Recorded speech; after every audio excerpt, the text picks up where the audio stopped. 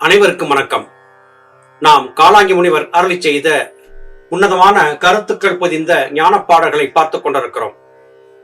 போகமுனிவருக்கு கருணையின் பேரிலே காலாங்கிநாதர் சொன்ன உன்னதமான வாசி குறித்தான ஞானப்பாடல்கள் போகமுனிவருடைய கருணையினால் நமக்கும் வந்து சேர்ந்திருக்கின்றன. தண்ணீர் பாய்ச்சி விவசாயம் செய்வது என்பது ஒரு மகத்தான பணி. இந்த பணியை செவ்வனே செய்த காரணத்தால் சுப்பிரமணியர் கதிர்வேலர் என்று அழைக்கப்பட்டார் என்றும் சொல்லப்படுகிறது. யோகசாதன பயிற்சியும் சற்றேறக்குறைய விவசாயம் செய்வதைப் போலத்தான்.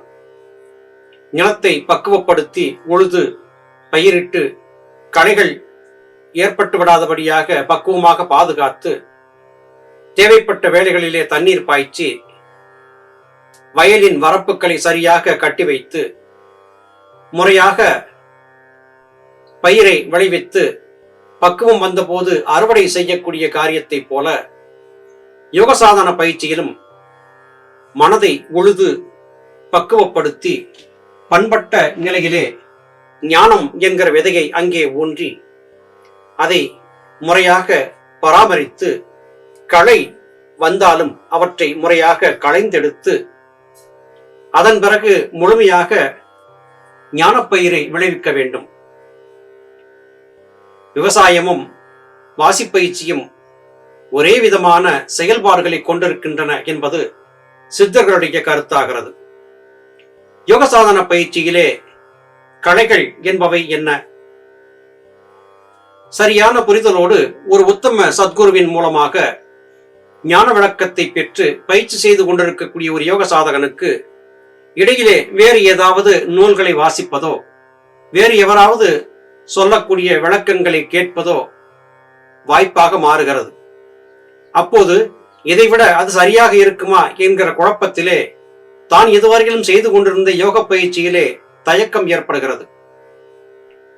இப்படி ஏற்படக்கூடிய தயக்கங்கள் பற்பல மனிதர்கள் மூலமாக பெற்ற வேறு விதமான செய்திகள் கலைகளாக மாறி உண்மையான ஞானப்பயிர் வளர்வதற்கு தடையாக மாறிவிடுகின்றன.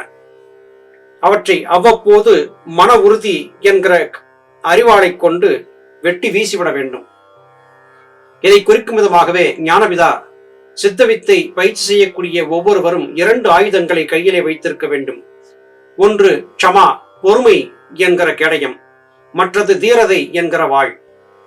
இந்த பொறுமை என்கிற கேடயம் எதற்காக சொல்லப்பட்டது? யோக பயிற்சியிலே உடனடியாக தனக்கு அனுபவம் கிடைத்துவிட வேண்டும் என்பதற்காக யாரும் அவசரப்பட்டு தவறுகளை செய்து விடாதீர்கள், பொறுமையை கடைபிடிக்க வேண்டும் என்று சொன்னார். புறத்திலே இருந்து உங்களை குழப்பிவிடக்கூடிய வார்த்தைகளை சொல்லி பலரும் வருவார்கள். அவர்கள் சொல்லக்கூடிய வார்த்தைகள் எல்லாம் உங்களை குழப்பிவிடக்கூடியவையாக இருக்கும். விவேகம் என்கிற தீரதை என்கிற வாளை கொண்டு அவற்றை வெட்டி வீசுங்கள். ஒற்றை குறிக்கோளை மனத்திலே சுமந்து அந்த குறிக்கோளிலே சரியாக பயணித்தபடியாக இருங்கள். அப்பொழுதுதான் உங்களுக்கு வெற்றி கிட்டும் என்று ஞானபிதா கூறி அருளினார்கள். இவற்றையெல்லாம் இங்கே சொல்ல வேண்டியது அவசியமாகிறது. பாய்ச்சுவது என்ன என்றால் மகனே கேளு, பக்குவமாய் கங்கை என்ற தண்ணீர் தன்னை தாட்சியில்லா வயலூராம் மடை திறந்து தயங்காமல் 6 மா நிலத்தில் பாய்ச்சு. காட்சி என்ற கண்காட்சி தன்னால் மைந்தா கனமான நிலமாறும் கனகமாகும். மூச்சான வாழையது அண்டத்துள்ளே முக்கியமாய் நின்ற சிவ யோகம் ஆமே. 6 மாநிலங்களிலே தண்ணீரை பாய்ச்சி விவசாயம் செய்ய வேண்டும். அந்த 6 மாநிலங்கள் என்பவை எவை? 6 ஆதாரங்கள் தான். இந்த 6 ஆதாரங்களிலே தண்ணீரை பாய்ச்ச வேண்டும். வயலூர் என்கிற மடை திறந்து தண்ணீர் பாய்ச்ச வேண்டும். அந்த வயல் என்பது எது? ஜீவன் தான் அந்த வயல். கங்கை என்பது தண்ணீர், அதாவது விந்து சக்தி. நாடுகளிலே இருந்து பிறக்கக்கூடிய ஆற்றலுக்கு கங்கை, விந்து சக்தி, தண்ணீர் என்றெல்லாம் பெயர். இதை சரியாக கடைபிடிப்பதற்கு சந்திரகலையை ஓட்டி பழக வேண்டும். சந்திரகலை சூரியகலை இந்த 2ம் இணைந்த போதுதான் இது சாத்தியப்படுகிறது. கண்காட்சியை காண வேண்டும். ஊர் சுற்றக்கூடிய புறக்கண்களை கொண்டு உள்ளிலே இருக்கக்கூடிய அகக்கண்களோடு இணைத்து செய்யக்கூடிய பயிற்சி 3வது கண்ணை திறக்கக்கூடிய பயிற்சி ஆகிறது. அந்த பயிற்சியின் மூலமாக 6 ஆதாரங்களிலே மனத்தை செலுத்தி பழக்கப்படுத்தும் போது 6 ஆதாரங்களும் பொன் விளையும் பூமிகளாக மாறிப்போகும். இவை எல்லாவற்றுக்கும் எது ஆதாரம்? மூச்சுக்காற்று. மூச்சுக்காற்று என்பதுதான் வாழை என்றாகிறது. அது அண்டம் என்கிற சிரத்திற்குள்ளே சிவயோகத்திலே இணைகிறது. சி என்கிற நெருப்பு வ என்கிற காற்றோடு கலந்து, அதாவது சந்திரகளை சூரியகளை கலந்து யோகம் என்கிற நிலையிலே செயற்கையாகிறது. அப்படி செயற்கையாகும் போது 6 ஆதாரங்களிலே நன்னீர் பாய்ந்து வெள்ளாமை ஏற்படுகிறது. அந்த வெள்ளாமையிலே நமக்கு கிடைக்கக்கூடிய பரிசு என்ன? அத்தனையும் தங்கம். 6 ஆதாரங்களும் தங்கமாக மின்னிக் கொண்டிருக்கும்.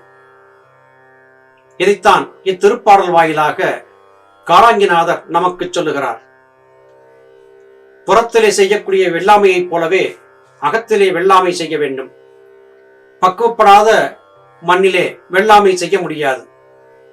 அதற்கு ஞானபிதா சுவாமி சிவானந்த பரமஹம்சர் அவர்கள் அருளியதைப் போல நடவடிக்கை கிரமங்கள், அதாவது ஒழுக்க நெறி சார்ந்து வாழக்கூடிய பக்குவத்தை ஏற்படுத்த வேண்டும். ஒழுக்க நெறி சார்ந்து வாழக்கூடிய ஒரு மனிதன் மனம் என்பது பண்படுத்தப்பட்ட நிலத்திற்கு சமமாக மாறிப்போகும். பண்பட்ட நிலத்திலே தான் விவசாயம் செய்ய முடியும். பக்குவப்பட்ட மனத்தில் தான் ஞானம் பிறக்கும்.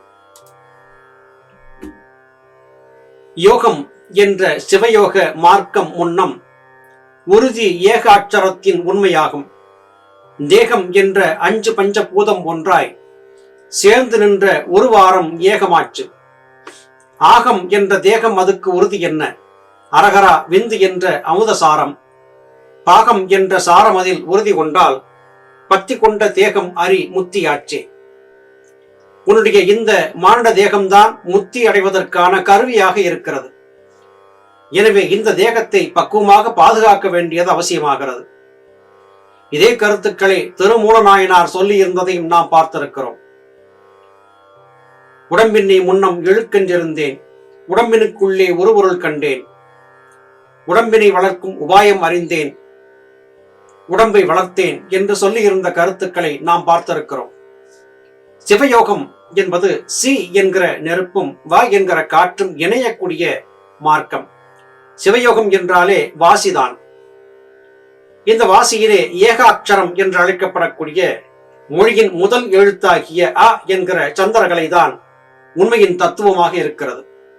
இந்த சந்திரகலையின் ஆற்றலை சரியாக பயன்படுத்தினால் மட்டும்தான் தகித்துக் கொண்டிருக்கக்கூடிய தேகம் என்கிற வெப்பத்தோடு இருக்கக்கூடிய இந்த உடலிலே இருக்கக்கூடிய 5 பஞ்சபூதங்களும் ஒன்றாக சேரும். அப்படி ஒன்றாக 5 பூதங்களை இணைப்பதற்கான சூத்திரம் சாவி என்பது ஏகாட்சரம் என்று அழைக்கப்படக்கூடிய சந்திரகலையை குறிக்கக்கூடிய அ என்கிற அக்ஷரம் தான். இந்த அக்ஷரத்தை சரியாக பயன்படுத்த புரிந்து கொண்டுவிட்டால் சந்திரகலை சூரியகலையிலே இணையும் போது விந்துநாதம் என்பது கிளம்புகிறது. அதன் மூலமாக அமுதம் என்பது பிறக்கிறது, ஞான குழந்தை பிறக்கிறது.